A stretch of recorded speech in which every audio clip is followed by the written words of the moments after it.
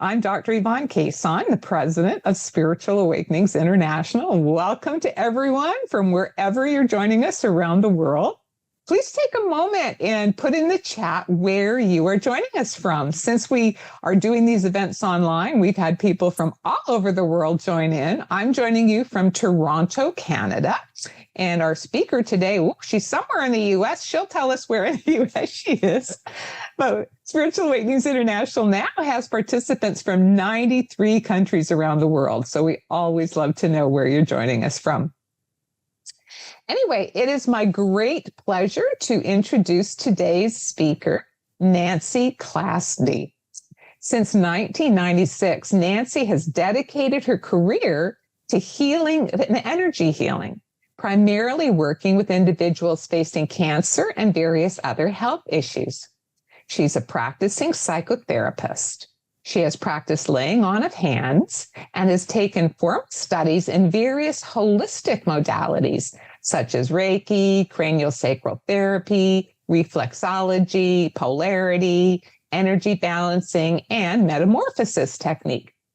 And Nancy is the author of the truly wonderful book, The Reluctant Mystic, Autobiography of an Awakening. It is my great pleasure to introduce Nancy Clasby. Hi, everybody. My name is Nancy Torgove Clasby, and I'm so excited to be here today and so grateful to be given this privilege to share my experience, strength, and hope with all of you out there. I started off in 1996. I was a young mother of three children, and they're all adults now, but when I started, they were all really little. And I've been a healer and a meditation teacher since 1998, a meditation workshop leader. I've been a member of the Boston Ions since 2012, which is the International Association for Near-Death Experiencers. Excuse me. I'm also a recording artist for healing meditations. And like Yvonne said, the author of The Reluctant Mystic, Autobiography of an Awakening. And there I am at my gardens with my favorite roses they're called Eden Climbers. And I love them because they start one color and they start to open up and they change into different colors. And that's kind of been the story of my life and hopefully the story of most people's lives. So I wanted to start off with what is Kundalini? And I'm just going to tell you a little bit about that, and not necessarily my experience yet, but I do want you to know that I practiced yoga since I was 19, and I'm now 66. So it's been a huge part of my life. When I first started practicing yoga, we used wooden blocks and ties, men's ties for ropes. And so I had been practicing yoga for a very long time before the awakening, but I didn't know what Kundalini was. What happened to me was out of my realm of intellectual understanding. So for those of you that are new to Kundalini, Kundalini is a term from the yogic tradition for the power of the divine. She is the latent female energy believed to be coiled at the base of the spine. So I could feel that in my awakening on either side of the central channel, the Sushumna.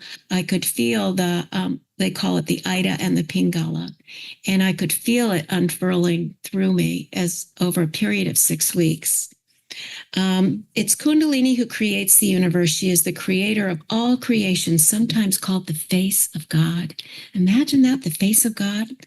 Now, I was brought up Jewish. And in Judaism, they say that we're not allowed to see the face of God, but what we see instead is this incredible bright light, which is what happened to me during my experience. She's the ultimate goal of all yogas. Now, remember, the word yoga means yoking or to bring together, to connect. So she's the ultimate goal of all yogas, the awakened mind and the transcendent visions of saints and sages. By knowing her, all is known and life is saturated with ananda or bliss.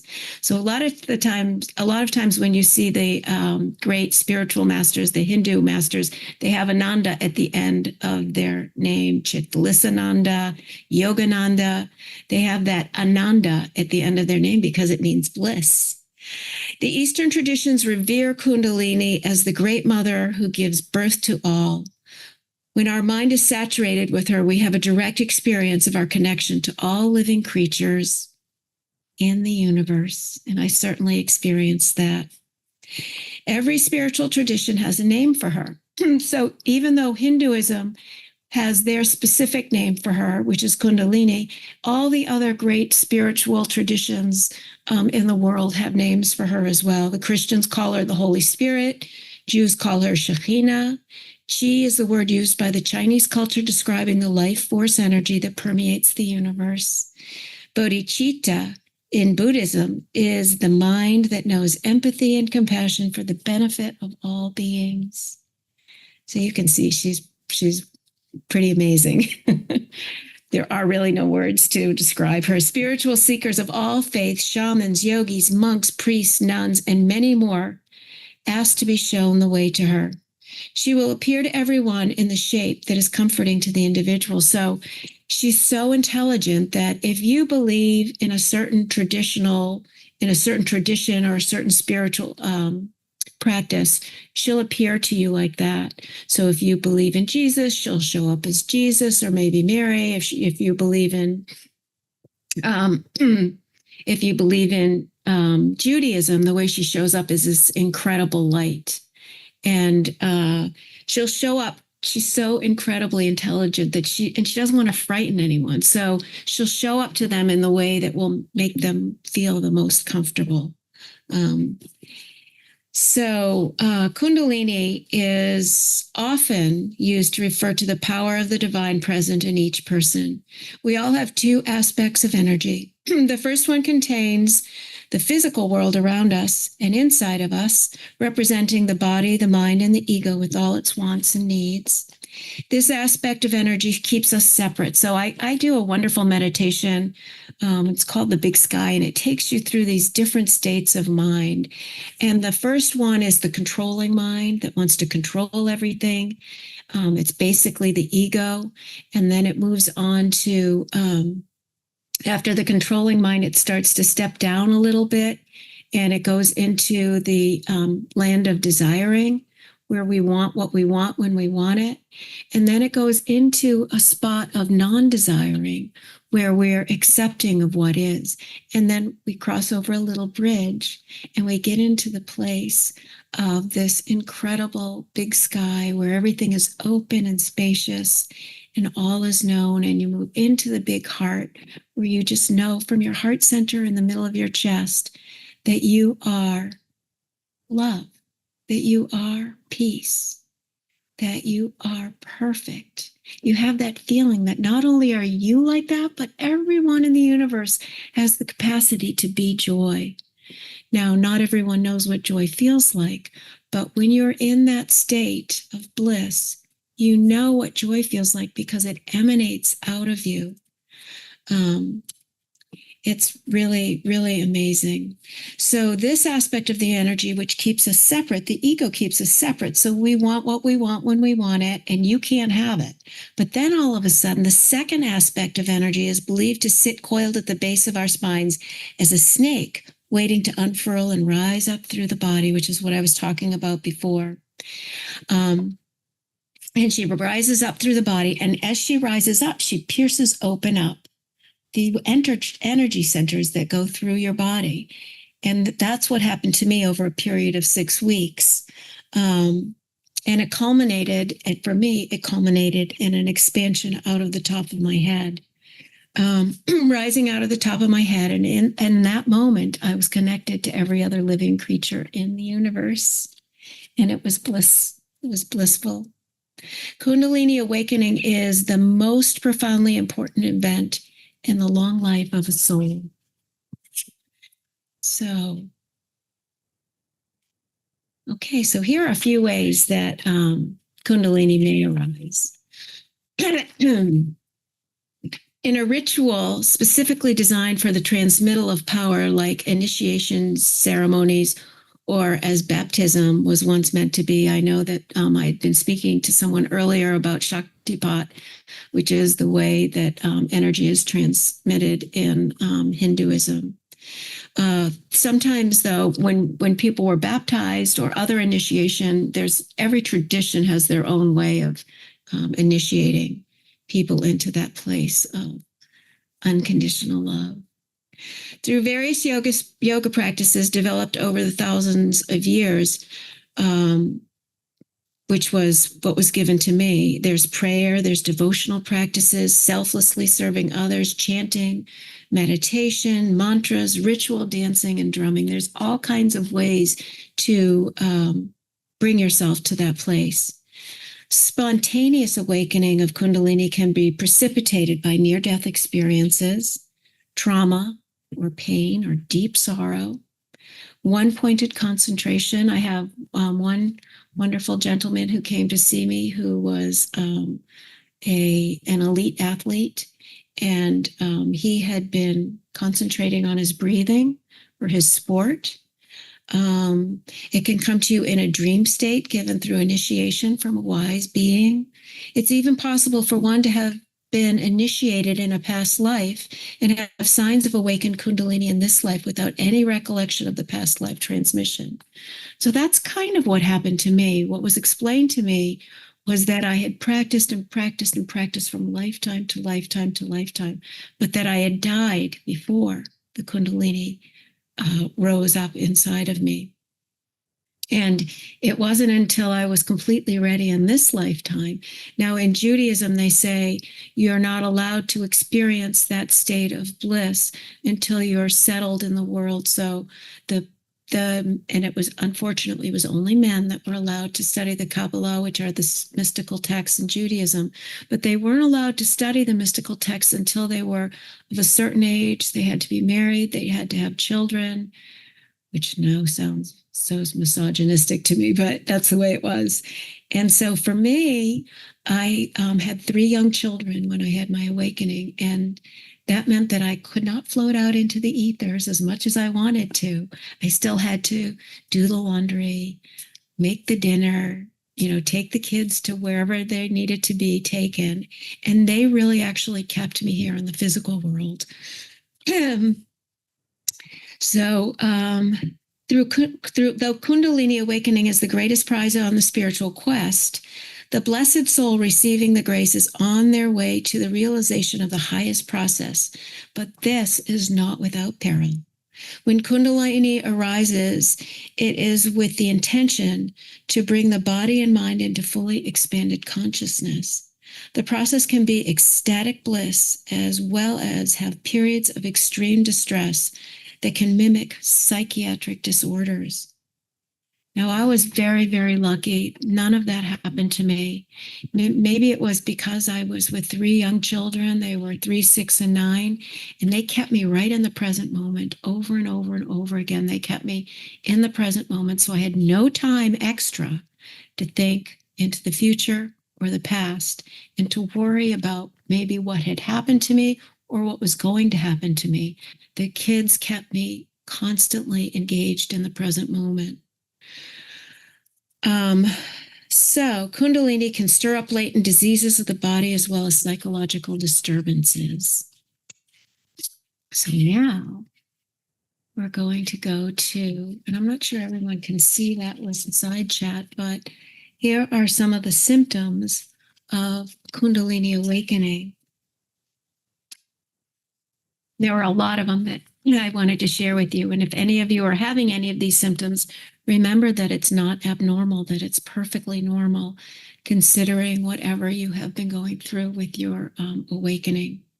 So there's a lot of them: sweating, trembling, sensations of heat or cold, rushes of energy through the body or up and down the spine, fear, anxiety, weight loss or gain, food cravings, visions, out-of-body experiences, body movements, and yoga postures happening spontaneously during meditation, retention of breath and other changes in breathing patterns, mantras and sounds arising from within, distortion of time and space, changes in appetites or food, profound stillness and peace, healings, habits or addictions dropping away, inspired creativity, states of boundless ecstasy and love arising for no apparent reason, shifts in values, attitudes, and behavior may have a major impact on relationships.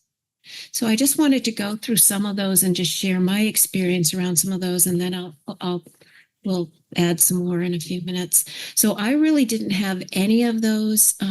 What I did have, though, was I had 6 weeks of my body shaking, and I could feel the energy moving up my body, and my body would start to shake involuntarily, and I didn't know what was happening to me. I was a little bit embarrassed because I couldn't control it. And much later on, I found out that very often that's called a body orgasm. So the whole body is so infiltrated with energy that it starts to shake. And when you think about the universe as being contractions and expansions, so when we breathe, we contract and expand.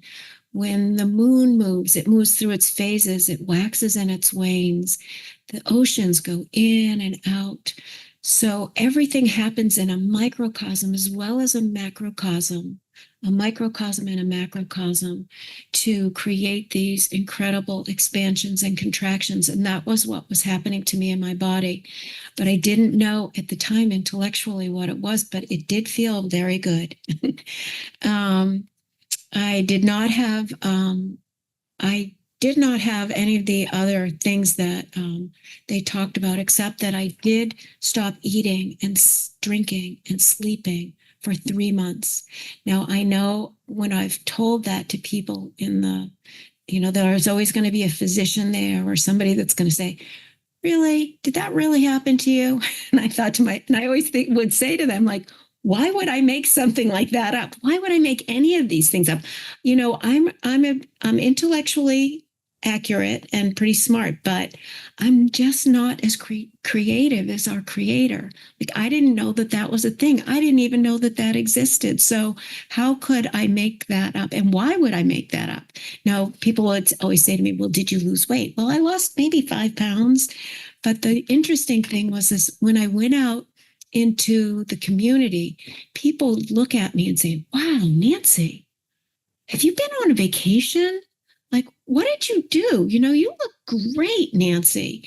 And what they didn't realize, which I realized at the time, was what they were seeing was this incredible light that was coming out of my eyes and pouring out of every part of my body. And they didn't know what it was, but they knew it was something incredible. And so that part of the experience did happen to me. And here are a few more things. And my relationships didn't change. My kids were great. They were young, and they just said, oh, that's mom. She can do those things. They just took it at face value. Kundalini opens the doors of perceptions to vast realms of consciousness. Now, that definitely happened to me, and I'll explain that in a little bit. Your meditations may include visions, colors, sounds, infinite expanses of utter stillness, throbbing with absolute fullness of being. Tears of joy may stream down your face as love beyond measure courses through your body. Kundalini's gifts are incomparable. After receiving them, no one is ever the same. So I would say that, yes, that a lot of those things happened to me. It was the single most important thing that ever happened to me in my life. And I thought when I held my 3 babies that that was the most incredible experience of my life. But indeed, it was definitely later on in my life when I had a Kundalini Awakening. And it definitely opened my doors of perception. So there were a couple of times when I was meditating. And there was one time when I was meditating in my living room, and I saw this incredible shimmering being beautiful being. And it was just there to comfort me and to give me love. And of course, the minute my intellect caught up with any of the unusual things that happened to me that sound like hocus pocus, they would immediately disappear, because the intellect and the ego cannot exist in the same space as that incredible consciousness. It's like shining a light into a hole. When you shine a light into a hole, you see the light, but you can't see the darkness anymore. So I did have visions. I did have many, when I finally started sleeping, dreams, healing dreams, where I would go out into the universe and do what I called nighttime healings. I had tears of knowing. When I called them tears of knowing, I didn't know that they were also called tears of knowing by other people. So they were just these overwhelming feelings of connectedness and this incredible knowing that the truth of our whole existence here is to give and receive unconditional love. So what would happen to me is I would go into different houses of worship, and all I had to do was put my hands on the books, and all of the feelings and emotions of that particular place would fall from the sky, would fall from the air into me, and I would understand everything. And so I felt they were tears of knowing, they were tears of compassion, kindness, joy, sadness, grief, all of the things that would happen in a place where people come that are in extreme states of joy or extreme states of fear. And I'll talk about that a little bit more, but I did want to just let you know that there are so many different ways of experiencing Kundalini. So I did want to also bring up this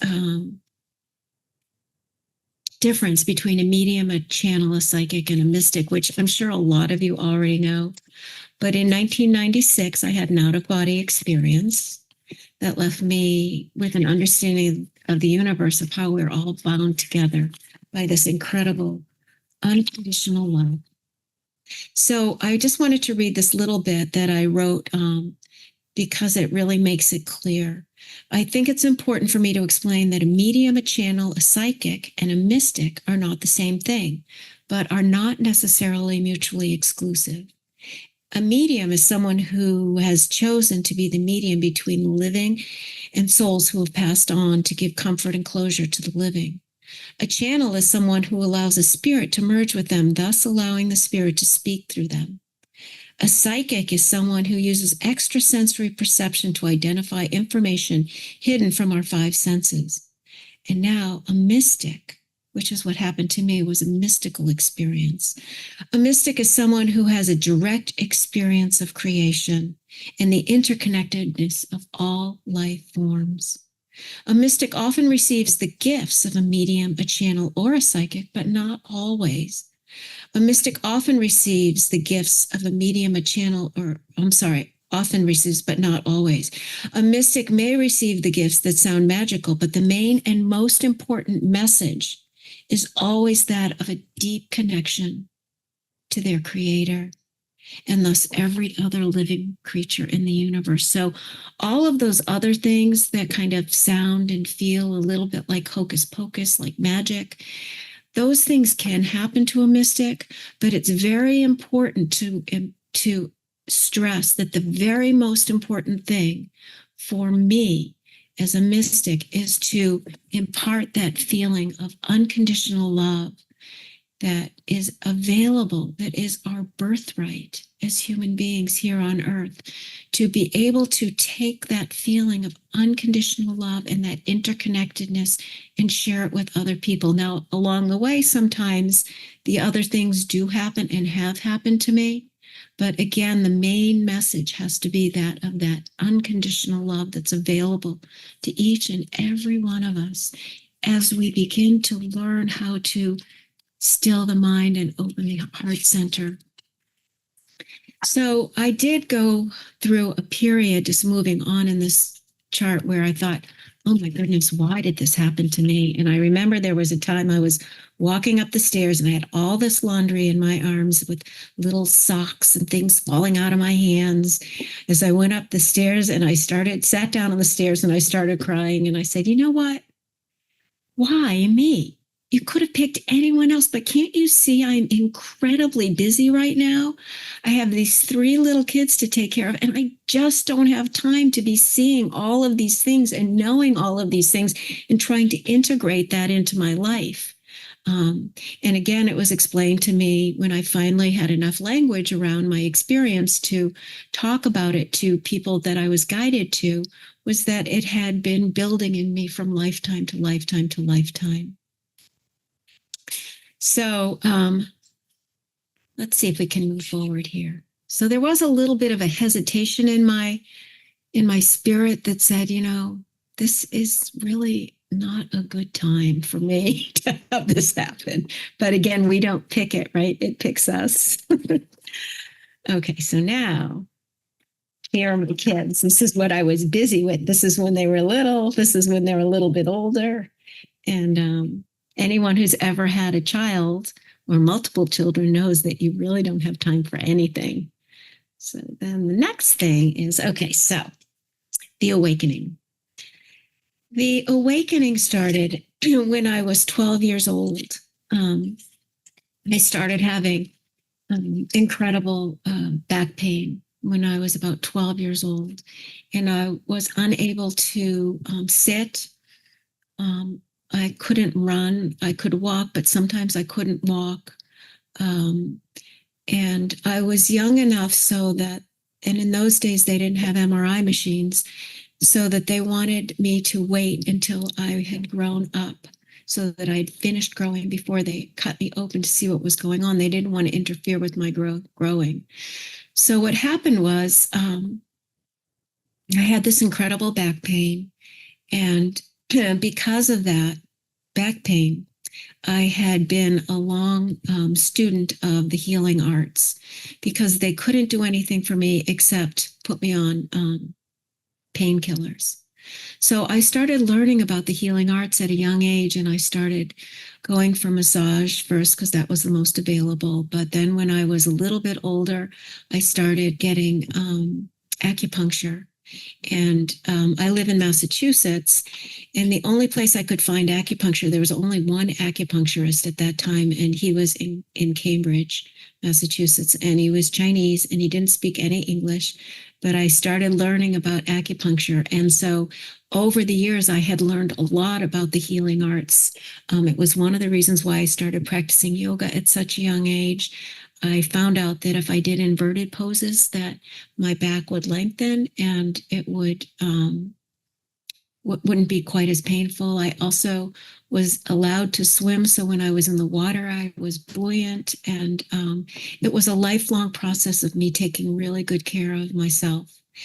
And so I just wanted to read just a little 2 paragraphs from the beginning of my book. It says, I went to sleep one night and had the following dream. My life was a book. Each page was a full 24 hours. I started to read through the book 1 page at a time. All of a sudden, a huge gust of wind came up from behind me and blew all the pages over, and I was left looking at the very end of my story. My story had ended, and I didn't even have a chance to read the whole book. I realized in that moment that life is very short. I was upset that I hadn't a chance to read my entire story. It was my story, and I missed it. Pay attention to this moment. It's the only moment we have. Pay attention to life. Life is short. So now I'm also going to just share a little bit about my awakening. The experience I was having, and this is also from my book, the experience I was having is beyond the limits of language, but I'll do my best to explain it. I was having what I now know was an out-of-body spontaneous awakening, a transcendent experience.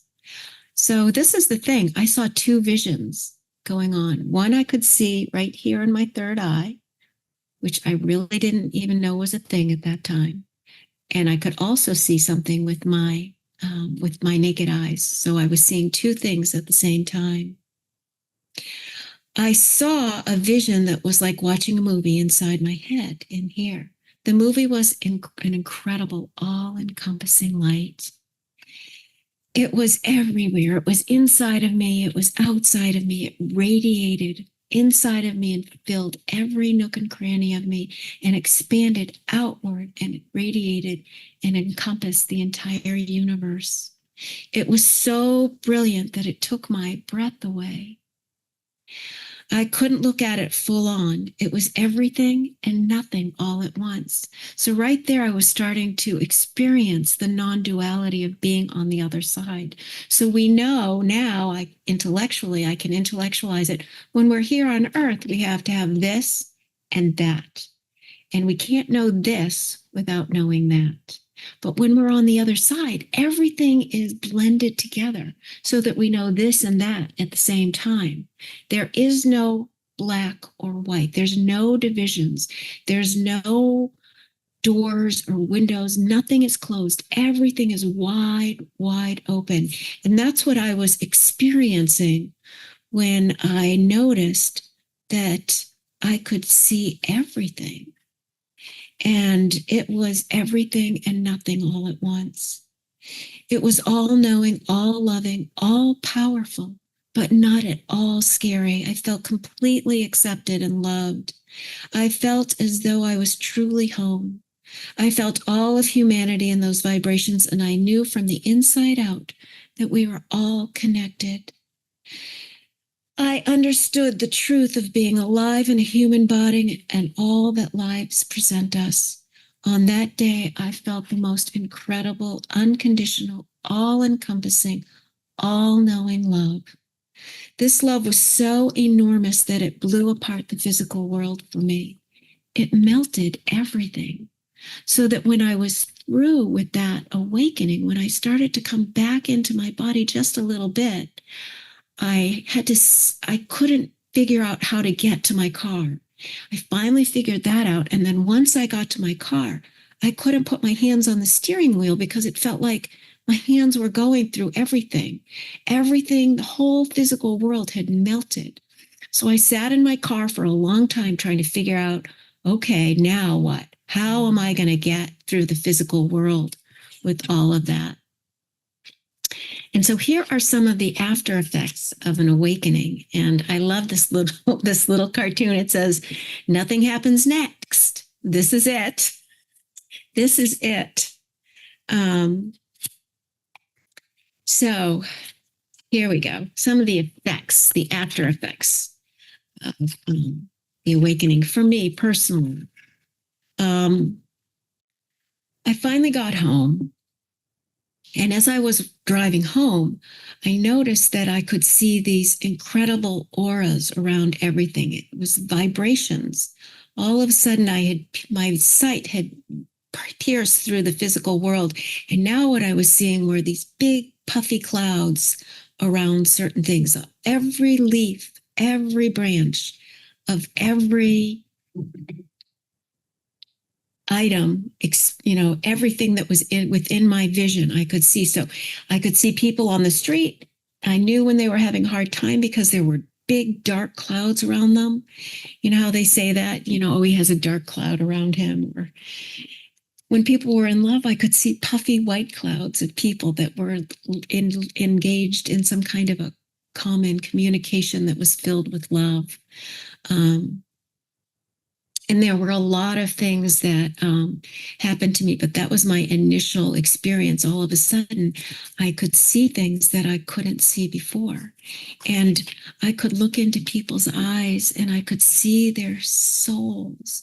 And I knew what was inside of them. I could see what their pain was, what their joy was. I used to see auras around people, like in paintings that you see of the great spiritual masters in the churches where they have these rings around their head. I could see those, but in those rings were physical things like where they lived, what kind of car they drove, who was in their families. And then all of a sudden it would crinkle up and it would just disappear completely. And what was left was what was inside of them. The essence of every person by birthright is this incredible knowing of unconditional love, of joy, remembering that you are peace, that you are love, that you were put here on this earth to expand into even greater versions of yourself. So how did I get some language around some of these experiences? I was watching. I had a minute during the day, and anyone that has 3 little kids knows that there aren't very many minutes in the day that you can do anything. But I walked upstairs to my bedroom. I flipped on the television, which I never did because I was always too busy. This movie came on. It was a 1946 movie, and it was The Razor's Edge. And the person, I see some people shaking their head. They know this story. So this is what was presented to me on the television. The main person is lost, spiritually lost, and he goes to, I think, someplace in the East, and there's a lama there, a spiritual teacher, and he takes him up to the top of this mountain, and he leaves him there for some time. And then the lama comes back to get him, and he launches into this monologue that says, "Oh, my holiness," or whatever he called him. He said, "I went to this place of complete perfection. And while I was there, I had this incredible knowing, and I wanted to stay there forever. But there was something pulling me back down to earth." And I burst into tears and I said, "Oh my God." That's how I know that this energy that moves the universe has a great sense of humor. That's how I got some language around it. The minute I heard that, I started crying. Then I called my rabbi on the phone, and I told him that I wanted to see him, that something very unusual had happened to me. And I went to see him. And I'm going to explain to you in a few minutes what he said to me. But I want to move on to the next. This is second side. So I'm going to just tell you my rabbi. Let's move up a little bit. He is, nope, no pictures of the rabbi. I thought I had some pictures of my rabbi. Anyway, he was so amazing. He said to me, "Nancy, I think I know what happened to you, but I'm going to take a few minutes. I need some time to get my thoughts together." So sure enough, he called me the next day and he said, "Nancy, can you come back to my office?" And I said, "Yes." So what he had done was, which was really funny, because that wasn't his flock wasn't coming to him with experiences like that. They were talking about bar mitzvahs and brisses and celebrations and weddings. And now all of a sudden he has this young woman that's coming to see him. And so he had to call a couple of people and check in with them.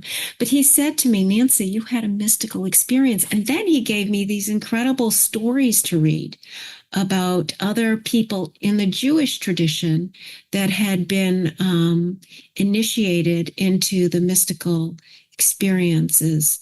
And I think I told Yvonne the story yesterday about the 4 who entered paradise, a big story for Judaism. The 4 who entered paradise is these 4 rabbis. They find Jacob's ladder, they climb the ladder, they get up to heaven, and what they experience while they're there is incredible. There's no words to explain it. And finally, some time passes, even though there's no time in heaven, and they have to make a decision.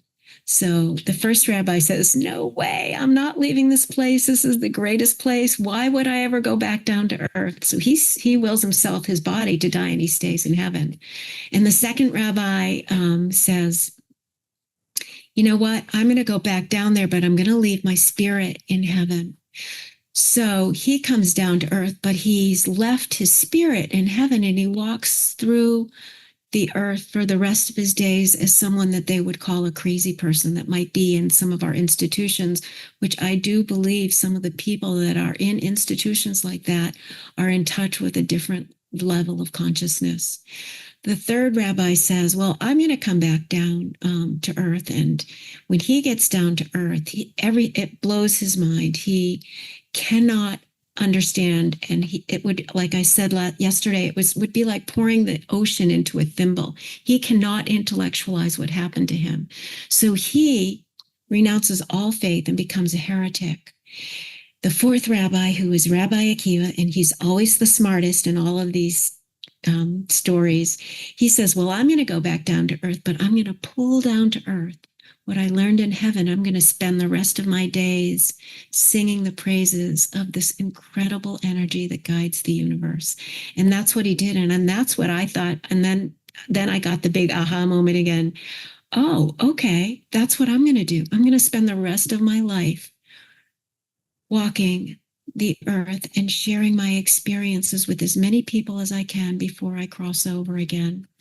And that's what I've been able to do.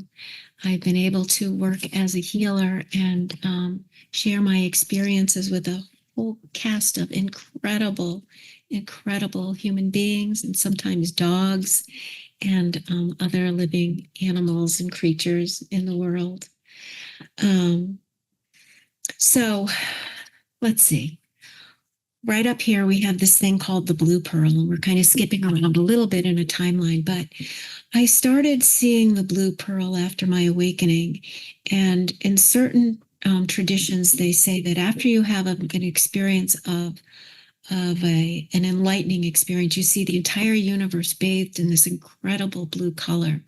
But what happened for me was that I would see this little speck, like a sesame seed, of a blue pearl.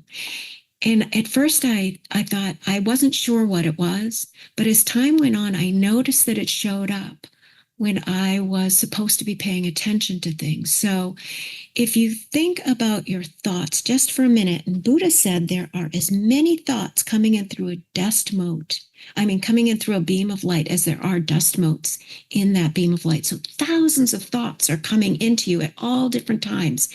And what I realized the blue pearl was helping me with was learning how to differentiate the different levels of thinking. And when that blue pearl showed up, I could access the very highest level of connection. So here's a way that it worked for me. One of the ways, I had a young woman that came to see me in my healing practice, and she had just been diagnosed with cancer. And she had 3 young kids. And when she walked through the door, I saw this little blue pearl right above her shoulder. And I thought, and I knew automatically, this woman's going to be okay. She's going to live a long life, and she's going to be able to die peacefully, and it's not going to be from this cancer.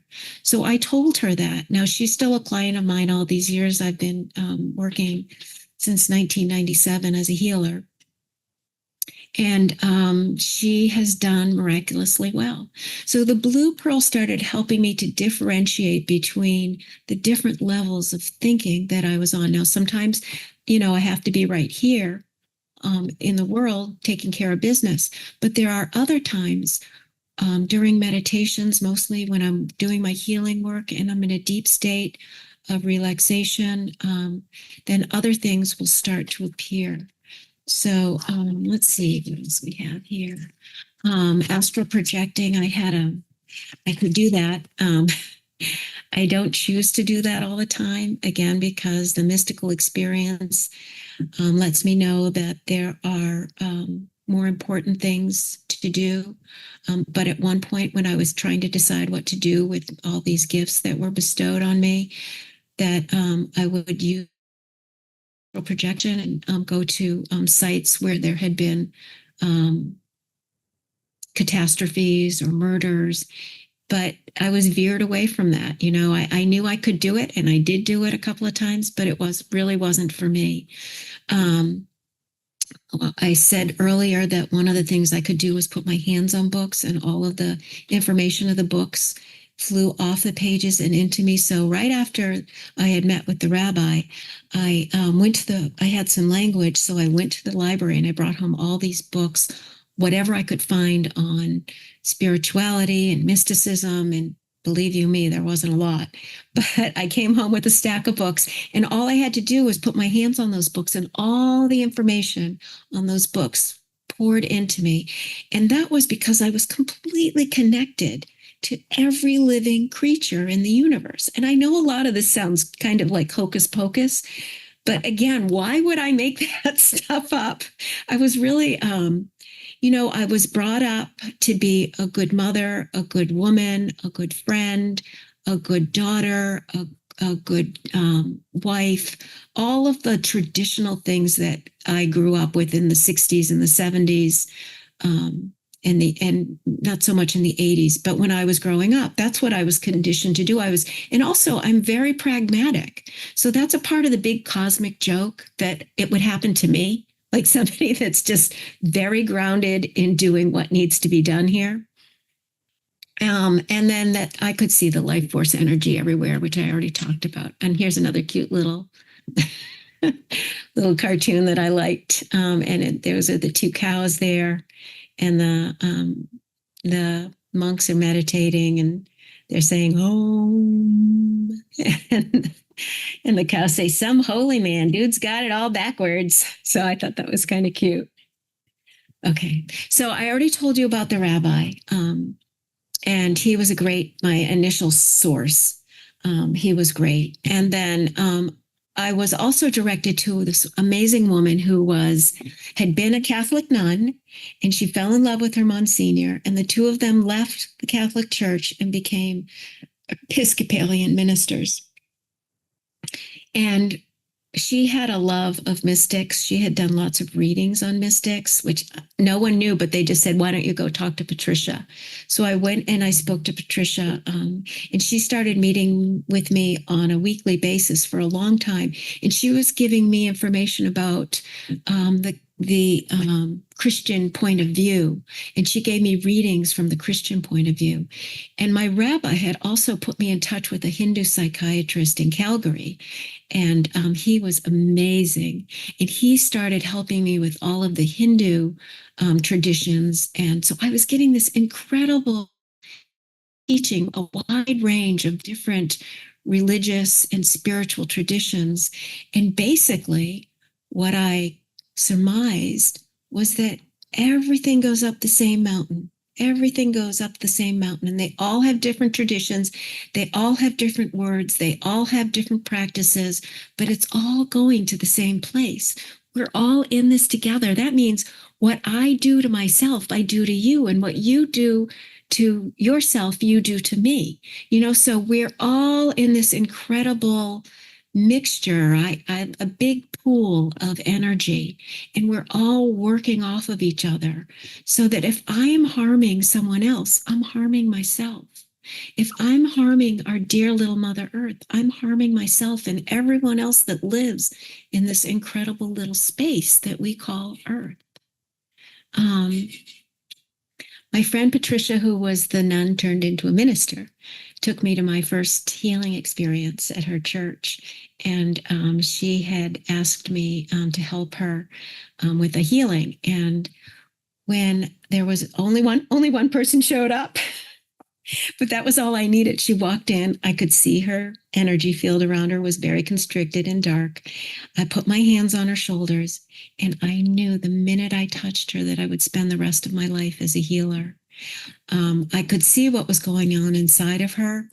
And much to my surprise, I learned that I had another gift, and that was that I could put my hands on people and see inside of them. So I could see broken bones, I could see organs, I could see tumors. And she was very, very sick. I knew she was getting ready to cross over. But that was my first experience with my knowing that I was going to be a healer. And I didn't include this, but there it is up there, the angel of death. When I first worked, the first 5-6 years, I worked primarily with people that had cancer, and even into closer to 10 years.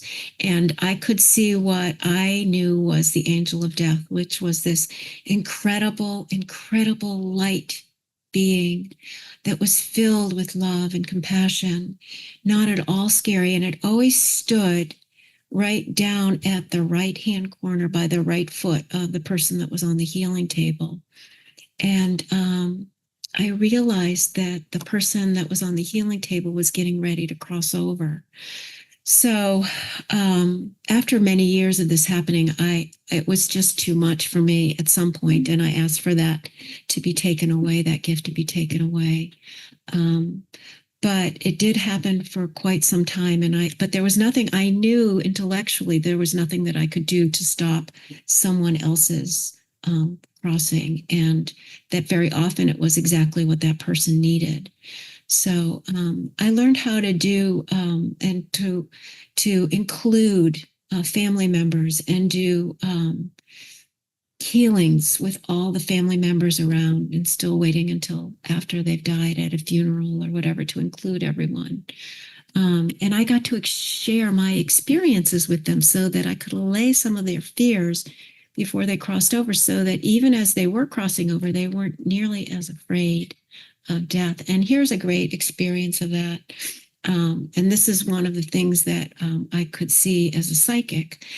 In the beginning, I used to take my table to people's houses, which I don't anymore. And one of my clients, and I think I have like 9 minutes left, so I'm going to just kind of begin to slow down a little bit, although I could probably talk for a few hours. One of my clients was a president of a bank, and his wife would come in, and we would set the table up in their living room, which was a really formal living room. And at his feet, there was a fireplace and two straight back chairs. And they were it was kind of an Oriental decor, and it was really beautiful. And so when I was working on him from week to week, what I saw here were these two traditionally elderly Chinese people dressed in these gorgeous, eloquent, traditional garb. And so one day, when his wife Barb and I went into the kitchen to wash our hands, because energy is really sticky, I told her what I saw, and I said, let's not tell Randy, because after all, he was a bank president, and I just didn't think that it would be helpful for him. So he lived a lot longer than he was supposed to. And one day, Barb called me on the phone, and she said, Nancy, I want you to sit down. And I sat down, and I said, okay, what's up? She said, well, Randy's been on morphine for the last week or so. And I walked by his room today. The door was open, and I heard him mumbling and talking, like really carrying on a conversation. So I stepped in, his eyes were closed, and I tapped him on the shoulder, and I said, Randy, honey, what's going on? Who were you talking to? And she said, and Nancy, I kid you not, he sat up bolt right, looked me in the eyes, and said, well, I'm talking to this elderly Chinese couple. They're helping me get my affairs in order before I leave. So time and time again, when something would happen, then later on, it was like God was throwing me a bone, like, yes, this is real. You are not crazy. This is a possibility, and this is what's happening. My clients, oh my gosh, I've had the most incredible clients. I tell all of them, if they're going to cross over, they have to come back to the healing table and help me with whoever comes after them. But I've worked with people that have cancer, ALS, broken bones. I do surgery, post and prep for people that are terrified of surgery. Infertility. I have a young woman now who's been trying to get pregnant. Clinical depression, anxiety, helping people to learn how to, thought by thought, to let go of perseverating in the problem and move into the solution. And when I was talking earlier about our thinking, I know that we can't control anything in the world, not one thing in the world. We can't even control the thoughts that drop down into our head. But once those thoughts are there, we have a decision. And that's what we can control. In that very moment, we can say to ourselves, is this a healthy thought or a hurtful thought? And then we can make a choice whether to let that thought go or move on to something that's going to make us feel better. And it's not like sticking your head in the sand and being naive, but what can we do? And if we are powerless over a bigger catastrophe or a bigger crisis in the world, what can we do? What can I do personally on my end of things to create a world that is full of peace, that is more peaceful and more kind and more loving. And how can I do that for my little corner of the world? So one of the things that I practice is staying in the present moment, being pretty much where, bringing my mind back again and again to where my body is, and allowing myself to experience what I can do in that particular moment. I believe that all of my fear lives in what if land, which is in the future, and I don't know what's going to happen, or my sadness or my regrets live in the past. And so when I keep moving back and forth between the future and the past and the future and the past, you can see how that starts to tear up my spirit and my soul. And I have worked tirelessly trying to get my mind to pay attention to the present moment and to continue to work on the solutions of my life. And that's what I help my clients with. And I can get them into a relaxed state. I always do a little bit of a meditation before that. I think my next slide is, oh, this is pretty cute. Becoming familiar with your thoughts, which I've just been talking about, quieting your mind and opening your heart. And I love the two monks in this one. It says, are you not thinking what I'm not thinking? So to be able to get into that deep state through prayer or meditation. Prayer is asking for guidance. Meditation can be listening for the answers. So through prayer and meditation, we can begin to still the mind and open the heart. And remember again that what I do to you, I do to myself. And what you do to me, you do to yourself. So we're all swimming in the same pool. So I listen for answers, and I'm continually telling my clients that all the answers are inside of you. Like, I would never be so presumptuous to tell you what is best for you, but I can lead you to a place in a state of stillness and meditation, through stillness and meditation, to get to that place where you can find your own answers. And what a gift that is, right? So there's a little picture of a before and after state that's colored, and you can see that before meditation, the brain is a little bit heated, and sometimes it can be a lot heated.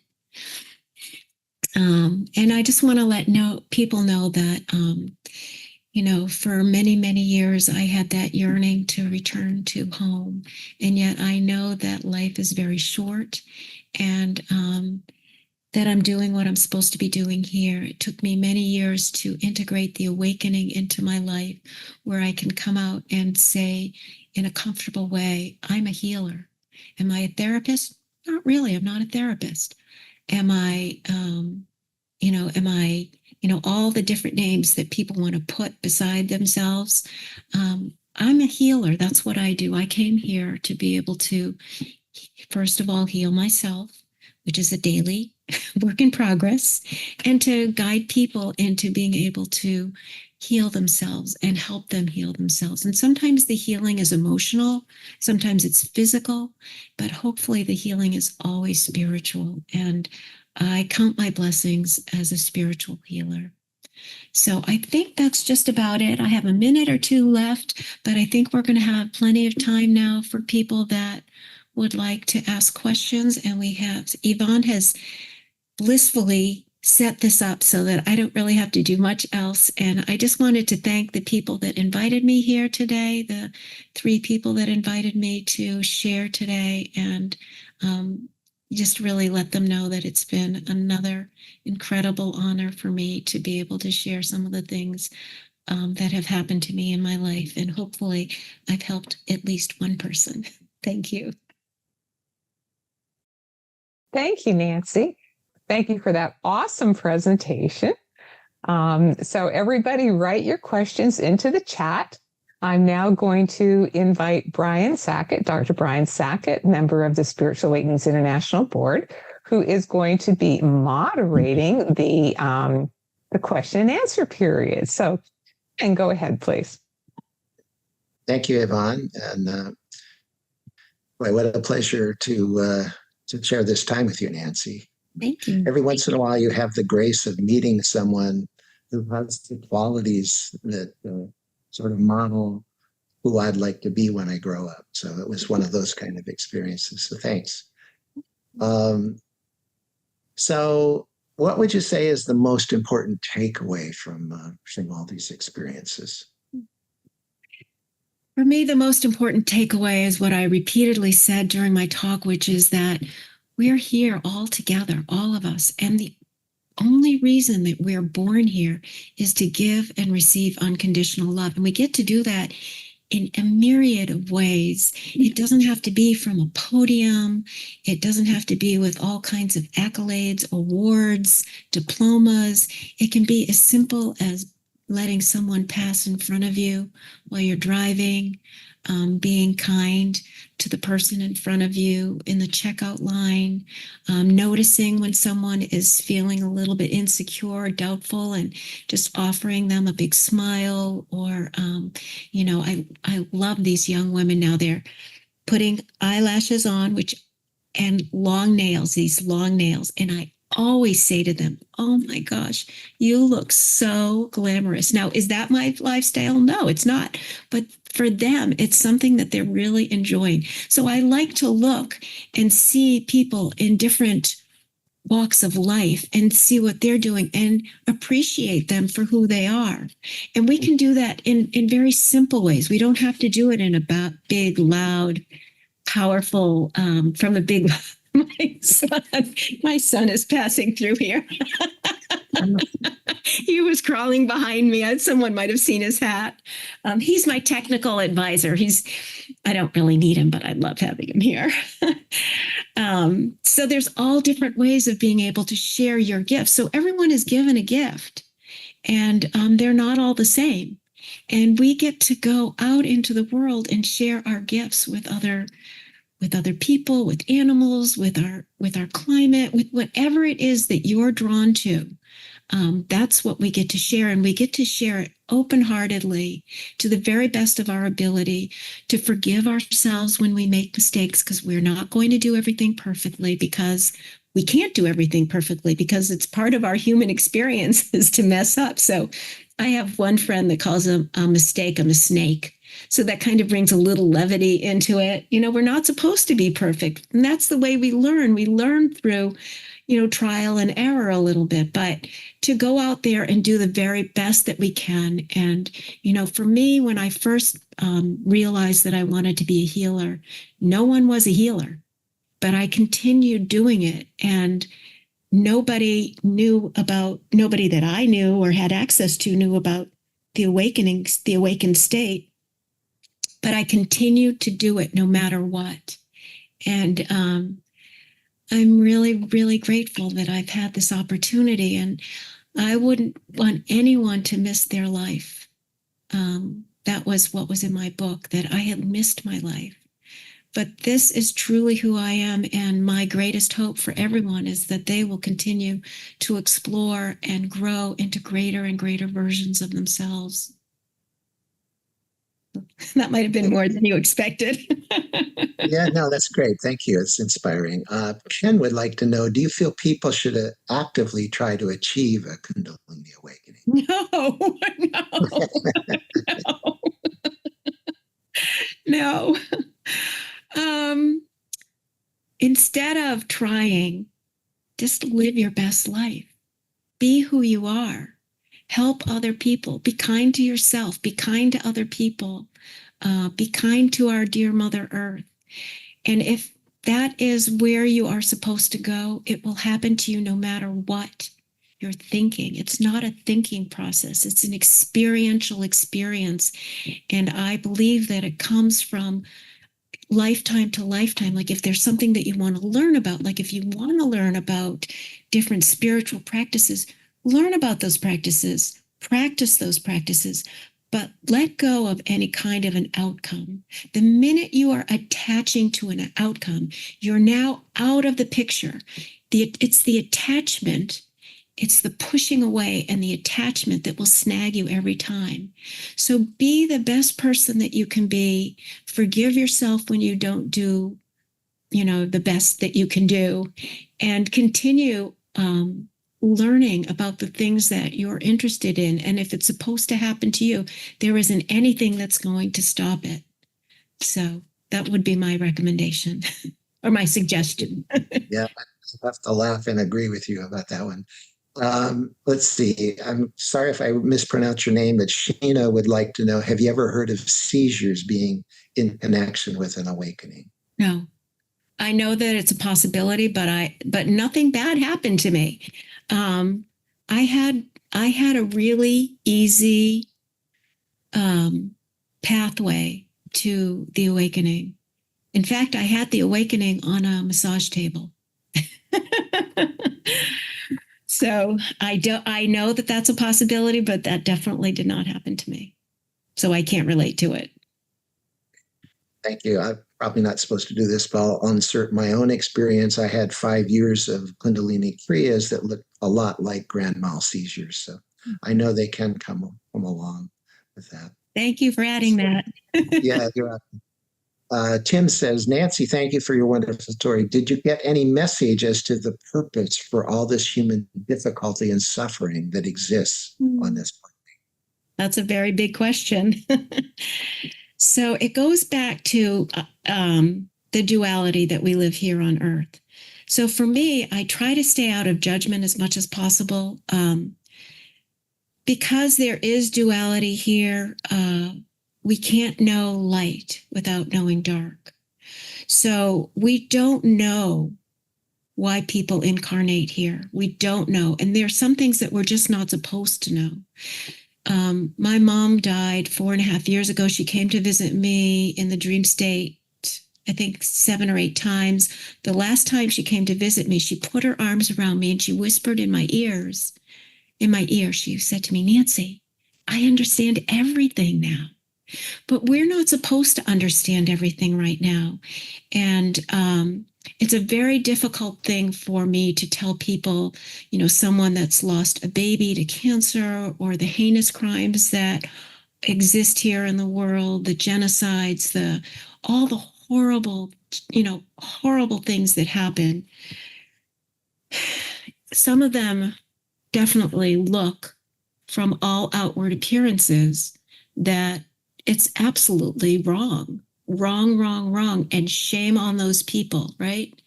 But who am I to stand in judgment of that when I don't know? So sometimes I look for the face of God. I look for that sparkle in people's eyes. I think from my experiences, the people that are truly, truly injured and do these awful, awful things here on earth, when they get over to the other side, that they're embraced and even though there's no time, but for long, long, long periods of time, they're held in this embrace of light and love because they're so injured and their thinking is so sick.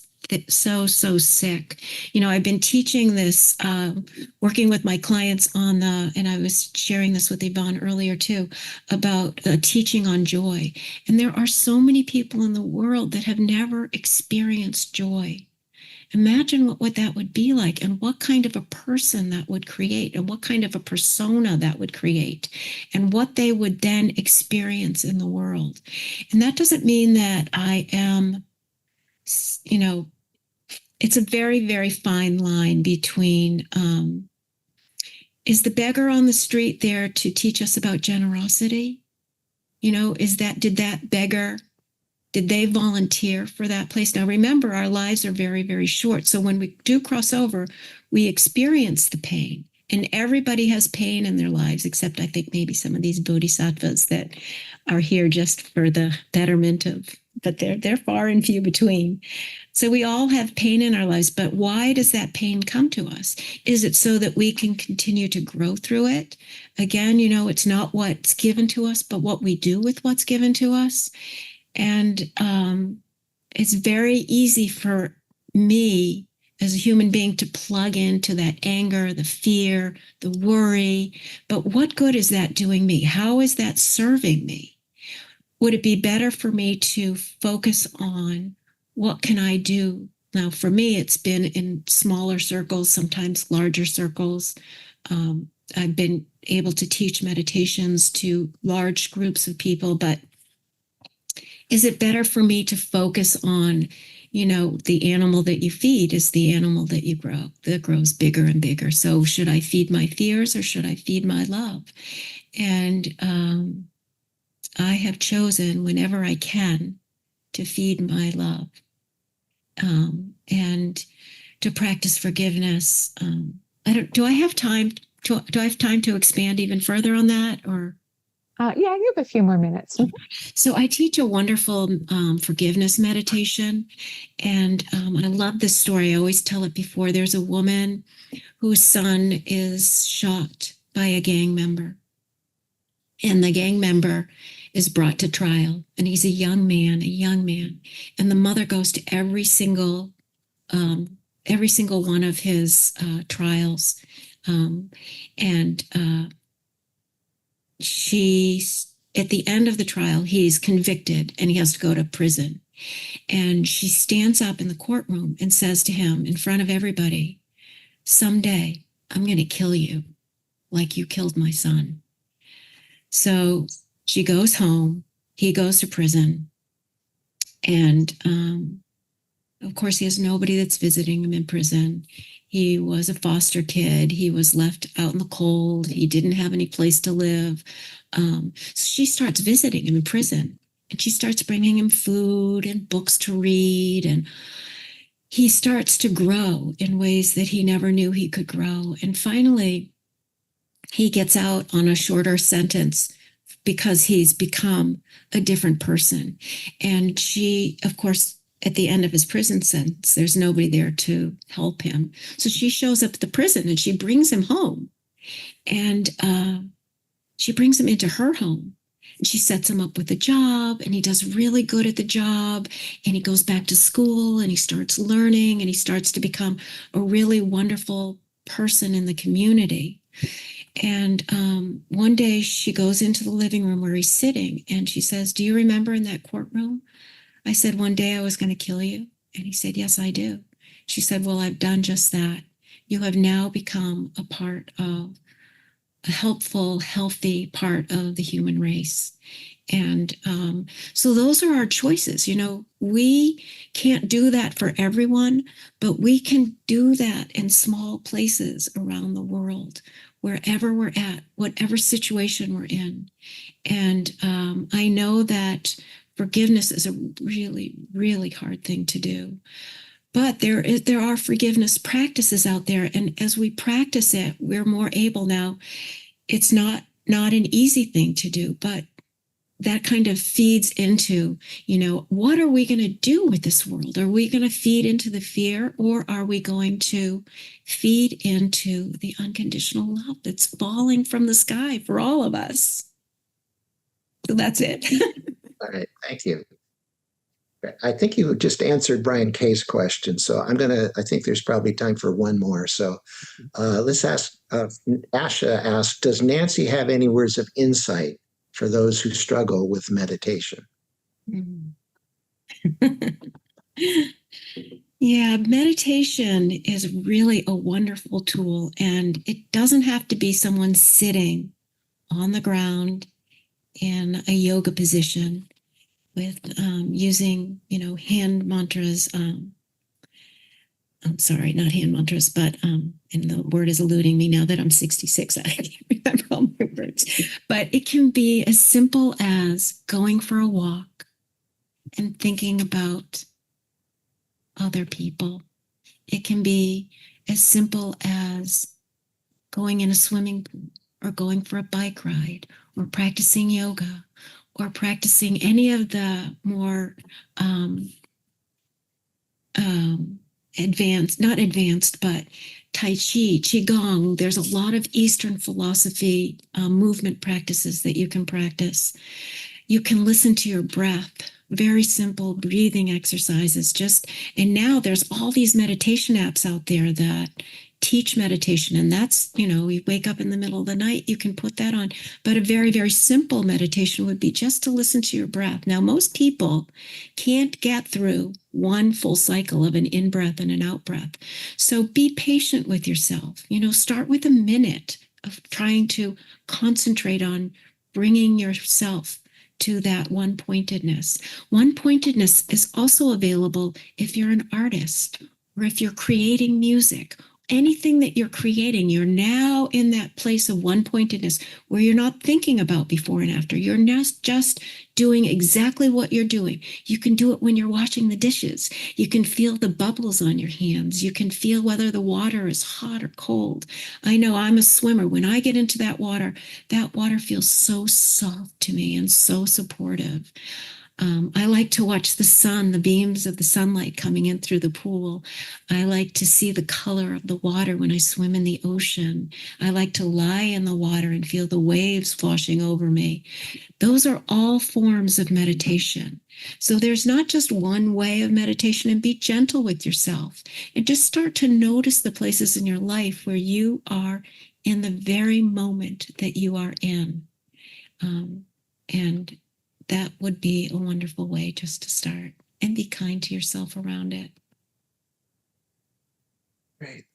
Thank you. Your talk and your presence is both inspiring and touching. Thanks so much.